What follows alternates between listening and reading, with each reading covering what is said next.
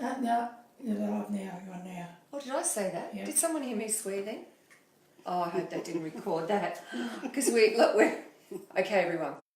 We're up in the Tambourine Mountains right now, and it's really poor connection, even though we're doing what we can to have a connection.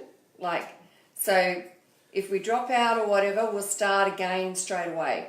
So you just might have to give us a couple of moments, but just then I actually said a swear word because I didn't think we were, on. But anyway, forgive me if you did hear that swear word. So tonight I've got Michelle Merchant with me. And I've known Michelle for a long time from high school. So we did go to high school. And I'd love to say I was a really good girl at high school, but maybe not. But anyway, I said to Michelle, we're not going to get nervous or anything like this because this is about just her and I having a chit chat with our cup of tea, and we're going to talk about your life basically and what's happened to you. So let's look at way back when you were first diagnosed with ovarian cancer. So how old were you and how did that happen? Okay, it was on the 11th of March 1996. I was 34 years of age. I'd suffered for about 10 years with a number of women's problems. I was told at one stage that there was nothing wrong with me and that I could be recommended to a psychiatrist because everything was in my head.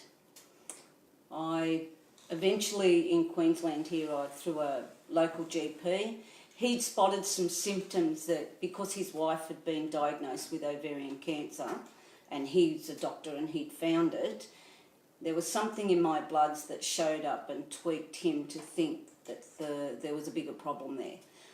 So I've gone into hospital to have a standard hysterectomy, and it was during that hysterectomy that the right-hand side ovary was discovered that was totally cancer, and then they took everything and then took the other ovary as well, because with ovarian cancer, once you've got it in one ovary, it'll go to the second ovary. It's just the way this disease works. But I had no idea that I was actually had cancer. That wasn't what we were expecting. We were just expecting to do just a routine hysterectomy, take all the plumbing out, leave the ovaries behind and prevent going into immediate menopause. So it was a bit disappointing for you. I was shattered because I should have been having babies. How old were you? I was 34. 34, so that's sort of right in the middle of your prime reproductive years. So had you had children before that? I have one daughter and 2 miscarriages. So you had a daughter, and so how old was she at that time? She was 13 going on 14. So were you with her father then? No, I'm married to my second husband, and we've been married since we got married in 86 and we met in 84. Okay, because prior to that, did you lose some with a motorbike accident or something? No? No. Must have been the next person I've got to talk to, but anyway. No. So you've been with your husband now for how long? We've been together 34 years, married for 32 years. Okay. So obviously it would have been devastating for him too. He was in Germany at the time all this went down. I put him on a plane on the 29th of January. He flew out of Australia, and I knew I had to have some tests done, that something wasn't right. We were looking at what was going on with my body. We'd been looking at it for 10 years. Nobody found anything. And, so he was in Germany, I was here, and then on the 11th of March, that's when it all started to unravel. So what sort of symptoms did you have that symptoms that other women should maybe look for? And I know that every single case is completely different. There is no, this is exactly what happens to you when this happens and that happens. And I appreciate that. But what was some of the symptoms that you had that perhaps maybe someone that's kind of doubting what's going on in their body and thinking, wow, you know, maybe I should do something about it? Like what? Okay, now with ovarian cancer is known as the silent killer, and there's a reason for that, because your symptoms won't present until you're in the later stages, like stage 3 or 4. Once you get to that stage, it's going to be fairly invasive and quite serious as to how far the disease has spread. Earlier on, I had complained of bloating of the stomach. Sometimes you could feel like as if you were pregnant, so you would get nausea and feel like after you've eaten, you'll feel bloated, and then sometimes you'll feel like you're going to be sick, and that can happen at any time through the day, just like when you're pregnant. Your stomach bloats up. At times I looked like I was 4 or 5 months pregnant. But of course I wasn't. I'd get lower back pain. I'd get this pain that would come into the top of my thigh and travel down. And if you've ever had a corked leg from being hit with a swing or something in your thigh, if you've ever had that feeling of a corked leg, that's the sort of pain I'm feeling about. I had this constant pain in my right ovary, like someone had pushed a knife in there or a needle in there. It was just there. It wasn't constant every single day, but it would come and go. And when it was on, it was quite painful. When I got these pains, sometimes I could hardly walk. I'd like limp, couldn't put pressure on my right side. I'd feel as if times, like when you're pregnant, like I had a bit of incontinence. I could sneeze and almost like wet myself, and then there'd be other times where I wouldn't be able to hang on, or I'd constantly waking up of a night time with a full bladder. There were a number of these symptoms, when you go to the doctor, can all be written off as other problems with women's problems. They're so common. You could go, oh, you're having a bad period, or, it's just irritable bowel syndrome, which was one of the diagnoses that I had at one point, was I had irritable bowel syndrome. So you've got mental problems. You need to go and see a psychiatrist. There's nothing I can do for you. It's all in your head. Yeah. So there's a test that can be done for ovarian cancer? There's no test. There is no test for ovarian cancer. No test? No test. There's no early detection for ovarian cancer. You only find out about it. I found out about it purely because my GP had seen something in my blood that tweaked his previous knowledge to know that he was looking down this track. If I hadn't been under that doctor, I probably wouldn't be alive here now. When they took the cancer out, when I went in hospital and had the hysterectomy and they found it, and the doctor come and spoke to me the next day, he said to me then, had I have waited 6 months, because there was a 6-month waiting list to get into hospital to have the hysterectomy, but I paid money out of my own pocket to get into the hospital bed quicker, because I just had a funny feeling that something was really seriously wrong, and I felt sick all the time. I was all the time tired and irritable, and my periods at that time were just horrendous. Like if I had a period, there's no way I would leave the house. Not in a pink fit, no way. It was just way too uncomfortable to leave the house. It wasn't possible to leave the house. So putting all that together, by the time we went into hospital, it was, if I'd have waited that 6 months, he said, you would not be here, you'd be dead. It was so far spread. It had gone outside the ovary, down into the fallopian tube. It had put seedlings into the abdomen, into the cavity, and it had metatastasized. So there were seedlings elsewhere in the body that they didn't even know about. Gosh. So, and that's when they said, you've got 2.5 years. You probably won't see 5. We suggest you get your life in order. So they gave you 2 years? 2.5 years at the most. So that was 23 years ago? 23 years ago, on the 11th of March. Wow. So, okay, so you're given 2 years. You've been going for 23. And this is what we're going to talk about. Because you found a drug that's not on the free list that you personally, what, as a trial drug, or how did you find out about this drug? Okay, over this 23 and a half years of fighting this disease, I've had pretty much three different oncologists. My first oncologist was, we won't talk too much about him. My second oncologist... Unsatisfactory. Yeah. My second oncologist, he was fantastic. He was in the public system, as I was at the time. He left the public system, and when he did that, I had to find another oncologist. And I'm not the sort of person that sit back and just let people walk all over me. I'm a squeaky wheel.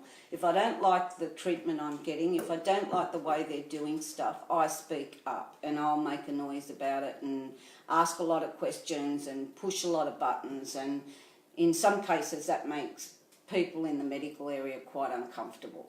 So anyway... But it gets results for you. Yes, it gets results for me. Squeaky wheel gets the most attention. Yeah. They just want to shut you up and get you out of the way and don't draw attention to if they're not doing something correctly or if they're doing something that could have been done better. And I'm not talking about nurses here, I'm talking about the general administration, the behind-the-scenes stuff, not the nursing. The nursing in all instances has been above and beyond what you could possibly ask for. These people work in a difficult area.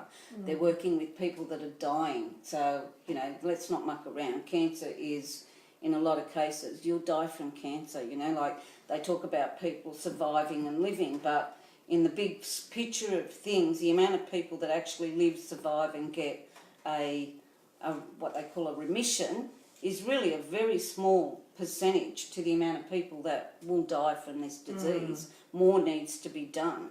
But with this drug that I've on, so I've used over this 23 and a half years, there's only a very small pool of ovarian cancer drugs that are available for use. I've pretty much exhausted every one of those drugs. What I'm not allergic to no longer works for me. It's like eating lolly water. So those drugs went off the table. I couldn't use those drugs anymore. In February 2016, I was talking to my oncologist, Dr. Paul Mannering. He's a really great, fantastic oncologist. Can't praise him enough. And I've been with him for probably 15, 16 years now, a long time. So talking to him and knowing that my situation was getting to a point where, we were about to hit a wall, and we did hit a wall. I had no more options. And I said to him, if we keep going like this, I'm going to end up dead. Like, I need another drugs. What are we going to do? And he said to me, there's more drugs out there, Michelle, but I'm sorry, you can't afford them. That was the wrong word he said to me. You can't afford them. You're telling me no. I don't do no. So I just said to him, no, I don't. How much? What are you talking about? How much? He's gone, 1 injection's $8,000. And I went, okay, yeah, no, I can't afford that. And that's what, once a month? Once a month, every 3 weeks, $8,000. Every 3 weeks. And that's for me. Like, I'm only little. A bigger person would be $12,000 because it's based on your weight. So the bigger you are, the bigger the dose, the more money it costs. To the maximum, whatever the maximum amount is that you can have in your body at any given time. So anyway, we went, okay, right, no, I can't afford that. But I never gave up on it. It kept on. It stuck in my head, and I kept thinking, you know what? There has to be a way. If I don't do something, I'm going to die, and I don't want to die, not yet. So then, come to the end of May, early June, and I spoke to a few of my friends, and I said to them, look, I'm in the shit big time.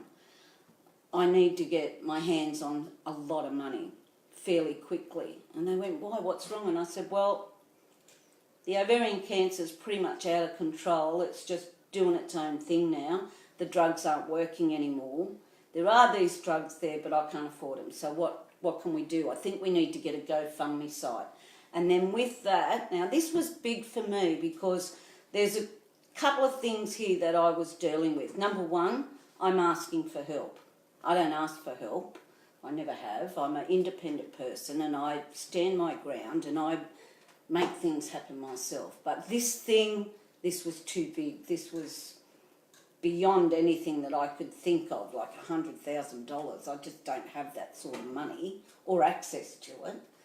And then the other thing was, I'm not only asking for help, I'm putting myself right out there. And what if I do all of this and nobody helps? So what does that say about back to me? Is that am I not worthy? Am I not good enough? It's like... Well, you'd be thinking all those things. I mean, there'd be the things that'd be running through your mind constantly. Yeah. And, you know, the fact that you don't want to fail. No.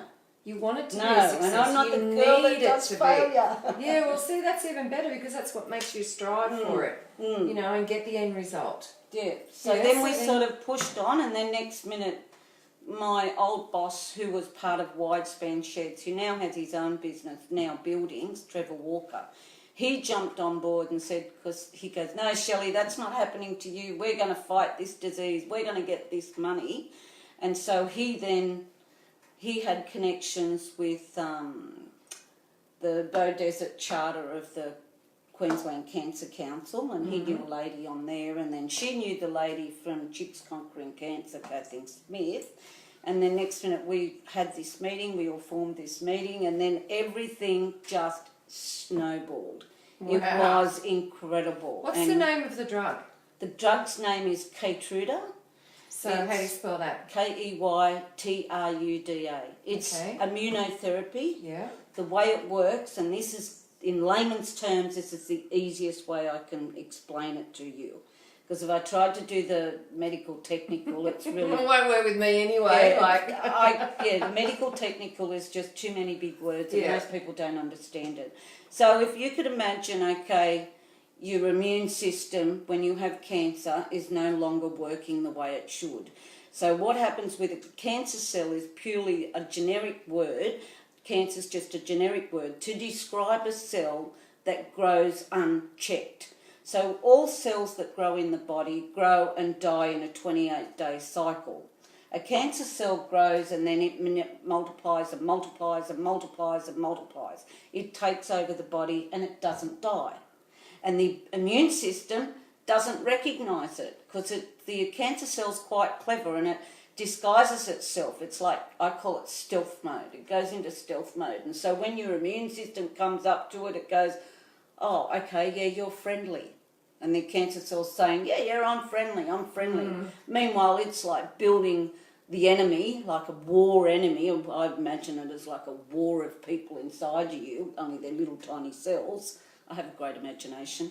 And then, so the war enemy's like taking over my body, and the real soldiers, they're like, diminishing. They're disappearing. Thinking they're not needed. Yeah, you don't have to worry. Because they're being tricked by the cancer. Yeah. So what Keytruda does, okay, you've got an egg. So when you look at a raw egg, it's got the hard shell on it, and then if you were able to peel that hard shell off, there's a membrane underneath that protects the egg. So if you imagine the cancer cell is the hard egg, Keytruda comes into the body, it does something to the outer shell of the cancer and makes that go away. So now the cancer cell's sitting there vulnerable. Its stealth mode or invisible shield has been now taken off. The immune system comes along and suddenly recognises this cell as not being a proper cell. It's not a healthy cell. So the immune system jumps into action and attacks and wipes. This drug has the potential, in some cases, to cure people entirely of cancer and make their bodies cancer-free. It's like any treatment, but when you're dealing with cancer and you're dealing with immunotherapies or chemotherapies, anything to fight cancer. We could all have the same cancer sitting here now. I could have immunotherapy, the Keytruda that I'm using, works for me.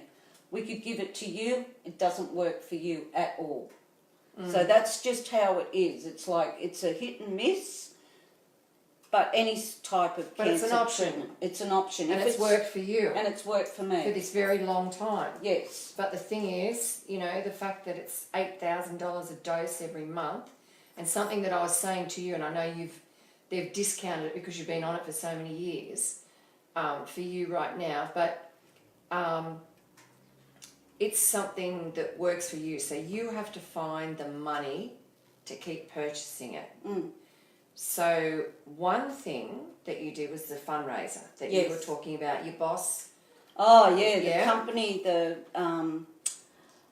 Now Buildings, Chicks Conquering Cancer, and the company I work for now, Advanced Precast, all banded together, and we held a movie night. We raised a couple of $1,000 out of that. We raised, my immediate boss, Graham Hudson, he one day came to me and gave me $500, and then we went down to the local picture theatre and we bought $450 worth of tickets, and then we on-sold those tickets back to people at a cost of $10 a head for kids, $20 for adults. All that money went straight back into our little kitty, and by the end of that night, with some raffles and things that we did, we raised $2,500 from a movie night.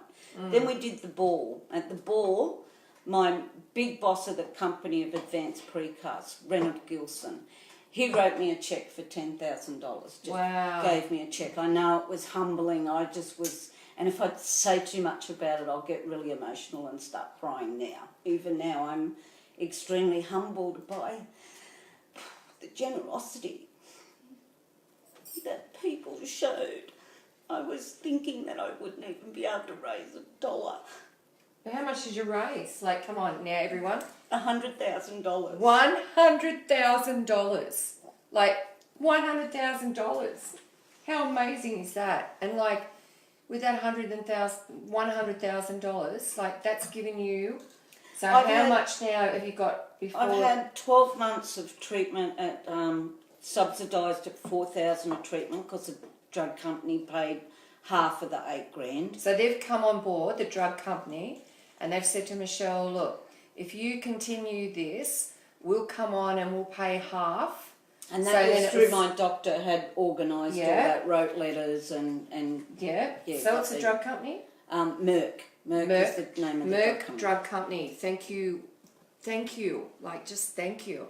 So from there, they've said to you that they'll go past? Yeah, and then in February, March this year, after I'd paid for $4,000 of treatment for 12 months, my doctor wrote him another letter, Dr. Paul Mannering, and then they come back and said, okay, we'll subsidise it further now, and now Michelle can buy it at $400 per treatment. So every 3 weeks I pay $400 for the treatment. Yeah.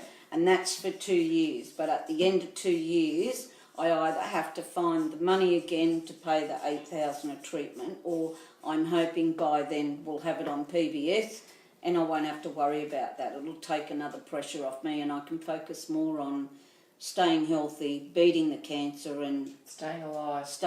Just living, staying alive, living, yes. So your aim is to have it free for other sufferers. Yes, I want it on the PBS for all cancer. I want it there so that if you've got cancer, if your oncologist thinks it would work for you, no matter what cancer you've got, try it. Let the oncologist make the call. He's the man that sits there and he's the one that's got the brain that works out what treatment you need to fight that cancer. This immunotherapy is a new science. There's so much that hasn't been tested with it. There's so many cancers that haven't been tested with it. Time is not the friend of a cancer person. It is not our friend. Yeah. I don't have 10 years, and nor do many cancer people out there, to sit back and wait for Canberra to get their crap organised and put things up on PBS. We're on limited amounts of time. If we don't have drugs to use, we've got no hope. At least if the drugs are up there, we've got some chance. I mean, you could put 1 million drugs up there and maybe none of them would work and maybe I would die anyway. But while ever you've got people in power that are playing God with drugs, with people's lives, I just find it's just wrong. And I don't believe in Australia, we're not a third world country. I don't believe that whether you live or die should be dependent upon how many zeros you have in your bank account. Exactly. If, I work full time. I pay private medical. I pay Medicare. You know, I don't suck off the system in any way whatsoever. I'm not entitled to any disability pensions or anything like that.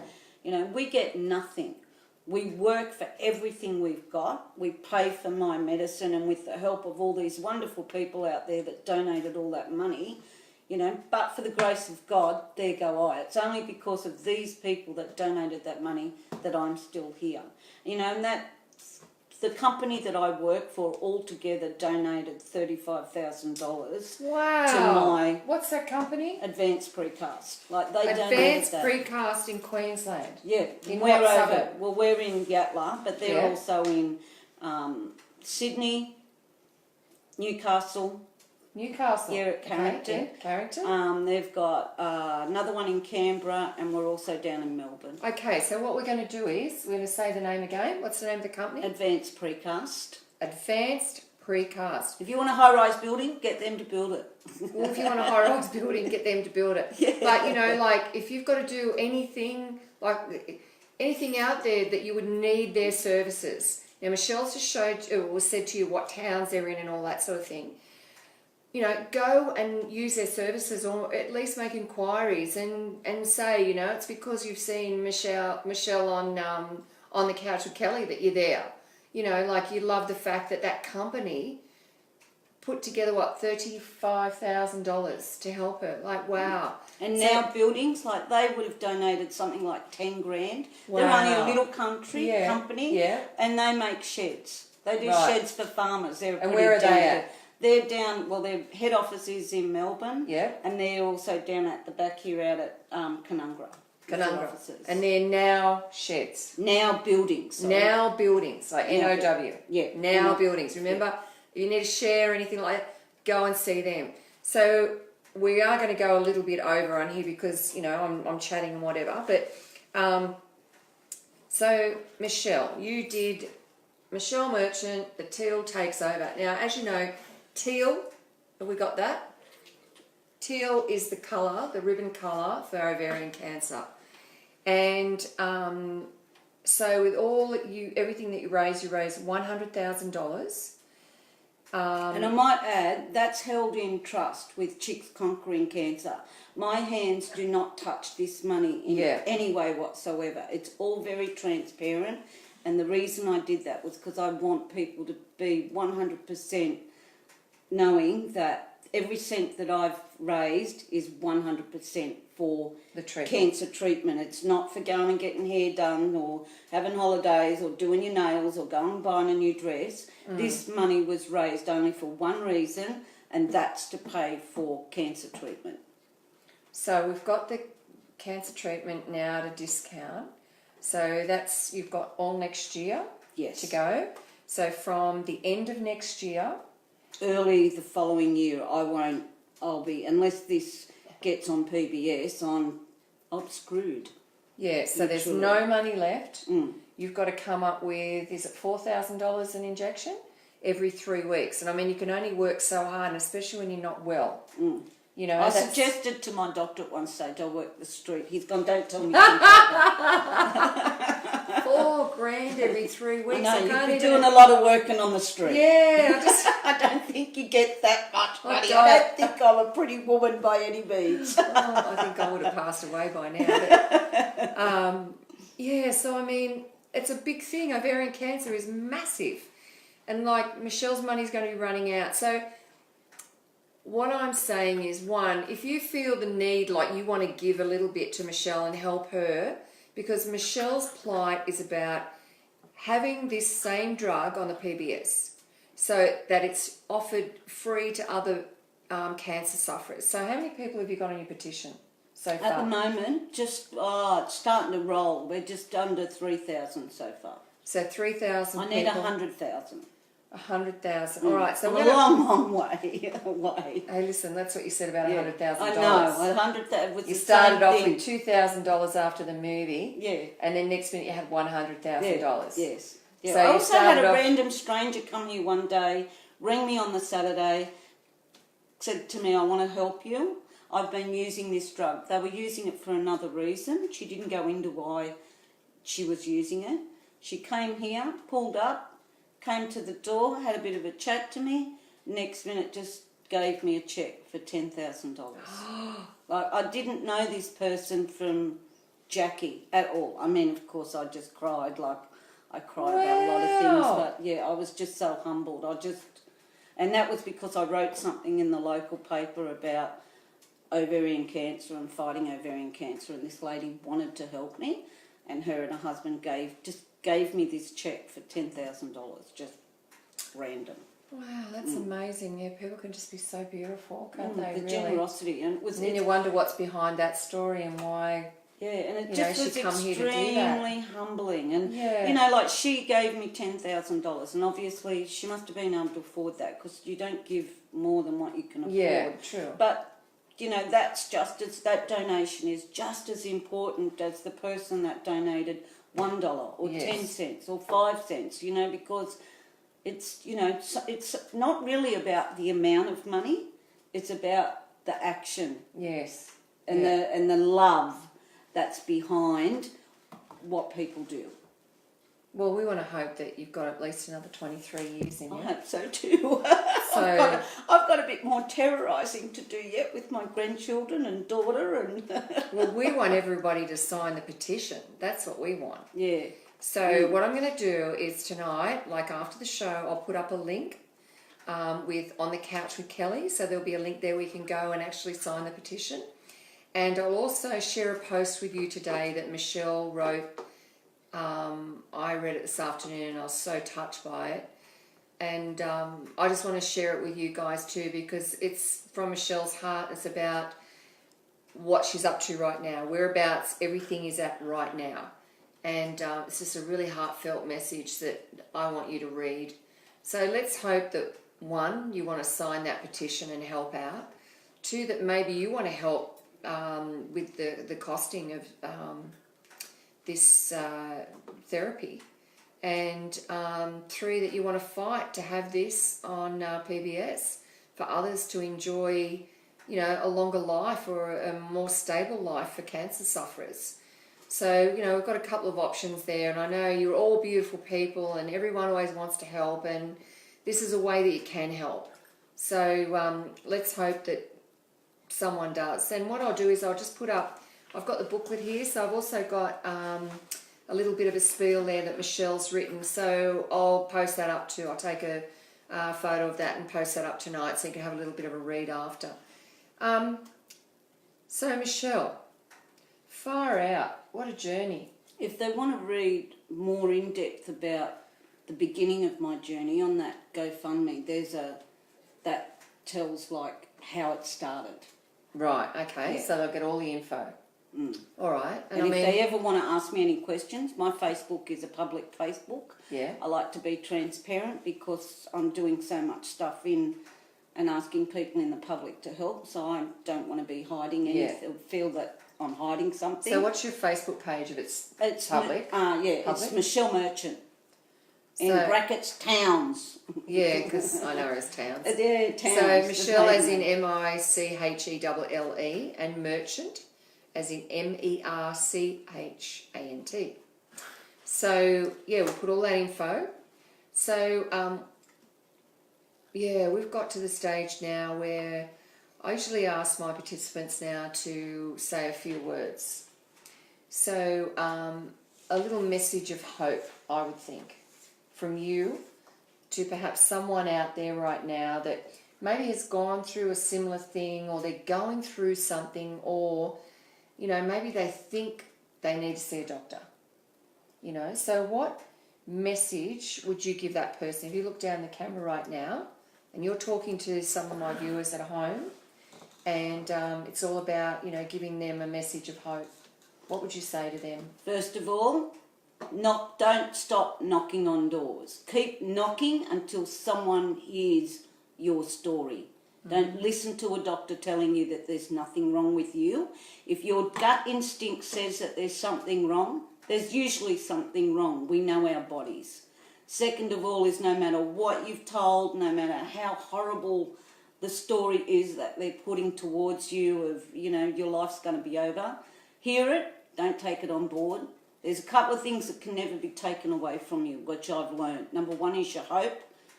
They can't take away your hope, and they can't take away your love. No matter what, love, love, love, love. That's the most important thing in my life, is love. Even in my downest and saddest moments, I remember love, and that sort of makes it easier. Okay. Well, hopefully that, rings clear. And we talk about love too in so many different ways, like, just the love of having a great support system around you, like a husband, a boyfriend, a brother, a sister, a mum, a dad, like how important that is to have a fabulous support system around you. And if you haven't got that, maybe it's time to start telling someone that you trust exactly what's going on in your world, so that you have got that support system. And don't be afraid to ask for help, and don't be afraid to ring any organisation that's in tune with what you're going through, like just to get help. Tell someone, discuss it with someone, and like Michelle said, don't give up. Like, just keep knocking on doors and just keep going to that doctor and just keep telling that doctor exactly what's going on, because a lot of us do know our bodies so well, and when there's something that's just not right, we know it, like we feel it. And I've heard doctors say, well, just go home and you'll be better in a couple of weeks, or there's an antibiotic for that. But, if your gut tells you there's something wrong, investigate it. Don't feel silly doing it, because, that's what it's all about. We know our own bodies. So, thanks, Michelle, for telling your beautiful story, you gorgeous woman. Like, give me a hug. Oh, you beautiful girl. Thank you so much. And we're wanting at least 23 years more. Oh, I I hope wanting so. that drug on the free list, and You'll see a book written by me one day. That's it. I'm in the process of doing that now. well, we'll have you back on the show, so don't tell them too much, all right? No. When you get your 100,000 signatures. Then I'll be on TV hounding whoever happens to be our Prime Minister then. Oh, I got to see that. I want to be there for that. So, I'm asking everyone tonight, share this, because by sharing it, you're going to, share the word also that that's what Michelle's doing, and maybe it can help in some way as far as getting those signatures. So please share tonight's show. So each and every week I thank some of my viewers, because I want to thank them, for supporting me and my dream. So I'd say thank you to Mandy Brindley and Debbie O'Donoghue. You are there for just about every show. You'd have to be one of my biggest fans. And Shireen Lowe, of course, another fan.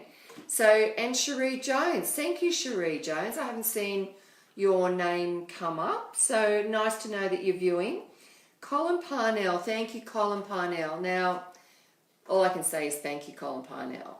So we did some stuff together with the ABC. So, and Louise Melrose, thank you so much. And Tracy Waddell, the new bride-to-be. Hey, Tracy, thanks for tuning in tonight. So, I just want to say to everyone, no matter what in life, we're all handed so many different things in our life, and we wonder, how the hell are we going to get through this? Well, toughen up, get through it, make sure that you can do it. If you can't do it on your own, get someone to help you or someone to support you. So no, I'm always saying, no matter what, don't give up. Don't give up. No matter what, believe in yourself, gain the strength, do not give up, go and get help, ring Lifeline, whatever it takes to, give you that help or that assistance. So for me, I'm saying no matter what, don't give up, and I'm also letting you know that, you'll be okay. So no matter what in life, don't give up, and I'll see you on the next show. Thank you for everything. Okay then, bye for now.